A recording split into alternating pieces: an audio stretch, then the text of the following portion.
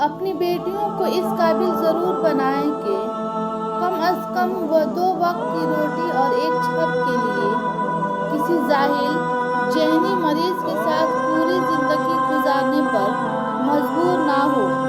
اچھی بیوی کی فرائض میں کہیں بھی مرد کے جوتے اور گالیاں کھانا شامل نہیں۔ میری چپ میری ہار نہیں ہے۔ میرا صبر وہ طاقت ہے جو میرے اللہ کو بہت پسند ہے۔ حالات مجھے کمزور کرتے چلے گئے اور میرے اللہ مجھے پہلے سے زیادہ مضبوط کرتا رہا۔ جو انسان جتنا خاموش رہتا ہے وہ اپنی عزت کو اتنا ہی محفوظ رکھتا ہے۔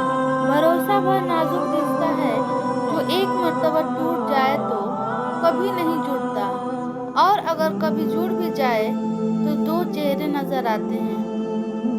سقراط نے ایک بار کہا تھا، اگر کوئی گدھا مجھے لات مارتا ہے تو کیا میں اس پر مقدمہ کروں گا، شکایت کروں گا، یا اسے واپس لات ماروں گا؟ بات یہ نہیں کہ ہر مباحثہ جیتا جائے یا ہر دلیل میں کامیابی حاصل ہو جائے، بلکہ یہ ہے کہ اپنی توانائی ان لوگوں پہ صرف کی جائے جو اس کے مستحق ہوں۔